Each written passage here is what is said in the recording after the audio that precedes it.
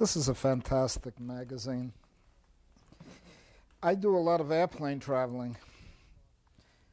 I go from different parts of the country to other parts of the country, and the only thing I find in common is Time magazine. I go up into the airplane, and if I'm worried for any particular moment that the plane may crash, I, in the most comforting and serene fashion, open up Time magazine and become completely pacified. It's the most pacifying periodical I've ever read. The first thing that strikes me about the thing is that I go through cataclysmic events that seem millions of miles away. I always know who the person of the week and then the person of the year is. I mean, it really helps me navigate mentally. And as I read on through all kinds of upheavals, wars, struggles in Angola, conflicts, domestic crises, and then finally when my plane lands, I close Time magazine and I feel totally sedated. Rarely has history, frankly, I don't know if you share this, but rarely has history seemed to be a TV show, a series that one can expect 52 episodes a week. And in every one of these episodes, what do I find? I find that it's happening to somebody else, not to me. If anyone is overweight and I'm overweight, they're the ones who are going to get the diabetes, not me. Solace for the pear-shaped on the medicine. A woman's figure may figure in diabetes. Thank God they didn't say a man's figure may figure in diabetes. It's relaxing. It's comforting. It's peaceful. And then afterward you have Poland. What was Poland all about? So that Lech Walesa could get to know us and we could get to know him. Just like in the movie Reds, you know, the Russian Revolution was conducted for one reason, very plainly. And that was for Diane Keaton to discover her identity and purpose in life. I think the essential thing about this magazine is the distance it puts between me and the real world while professing to actually inform me. I have a great deal of information about what happens in the world, presumably. But the only thing is I don't feel anything about it. It's something that happened on a TV screen. It could be an Atari game. I may have wiped out the world, or Time may have wiped out the world. It doesn't make any difference. Time can wipe out the world very easily, and you can still feel that you can step off the plane and engage in whatever business awaits you after an airport trip. So my general impression basically of Time is that it's a TV movie, like The Little House on the Prairie, about history. And that together with the television media and together with most of the pictorial media that I'm familiar with, this has a way of actually taking words and turning them into pictures, and then taking the pictures and putting them on a screen, and thereby totally neutralizing the effect of anything that really happens of any significance in the world. The psychology of this magazine is the thing that basically really gets to me. But I had an opportunity to test Time magazine. I went to Europe, and I was actually on the scene where a number of events happened that I later found were described by Time and by other weekly magazines. I refer specifically to what is called the pacifist malaise of Europe. Now, as it turned out, I traveled through Holland, lecturing at universities, northern Belgium, went into southern Germany, Switzerland, and then into Italy. And as I went through all these places, far from finding malaise, I found zealousness, energy, an entire countercultural revolt taking place under my eyes that seemed to be something even more magnificent and sweeping than the 1960s through which I lived. I tried to read Der Spiegel. I had friends translating some of the weekly periodicals in Europe, explaining to me what was going on. I spoke to people all over the place. I was even at the Frankfurt airport where they were building that lane, or trying to build a lane through that pine forest.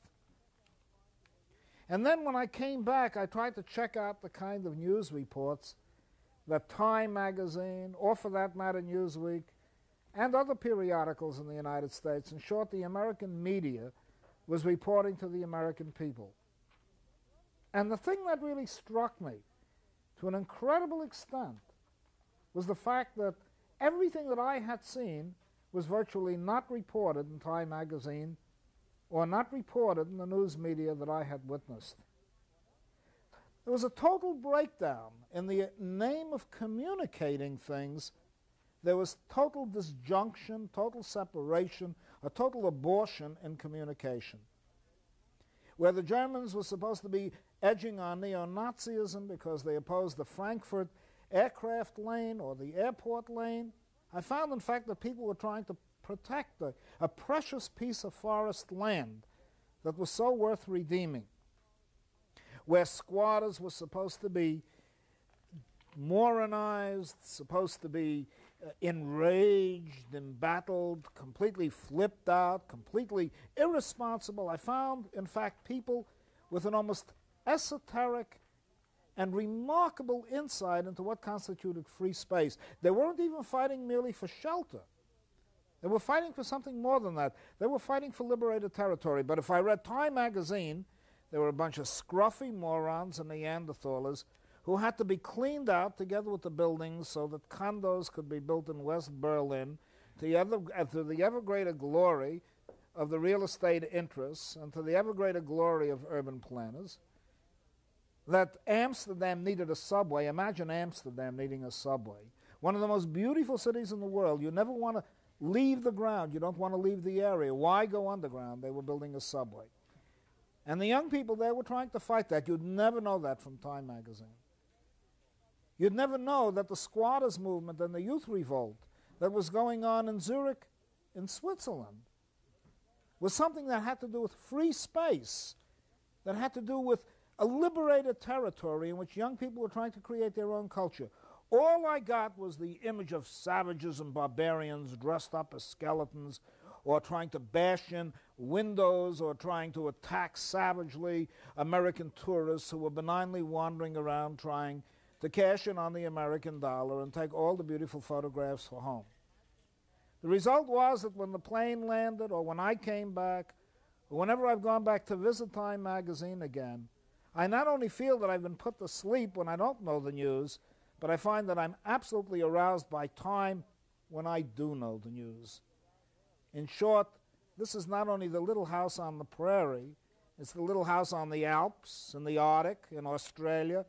It's the little house everywhere in which these little scheming, whatever you want to call them, sit around and fabricate a history that is about as real as some of the moving pictures that we see today about American life.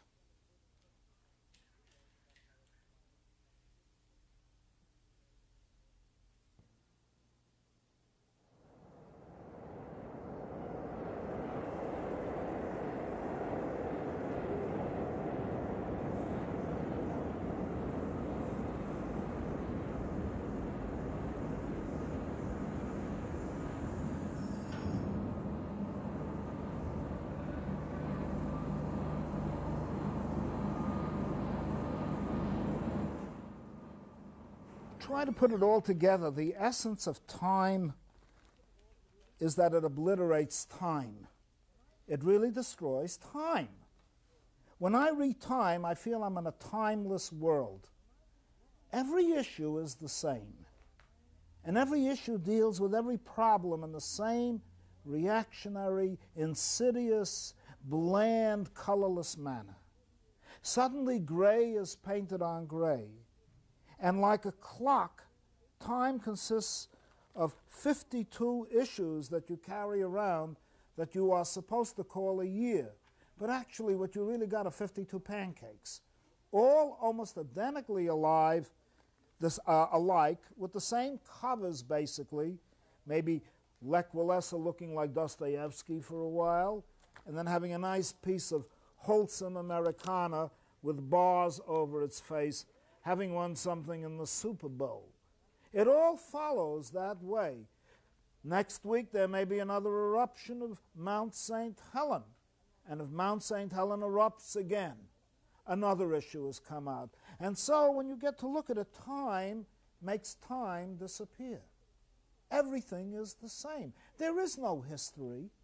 What there basically is an attempt to reclaim both the past, the present, and the future in one simple gray soup.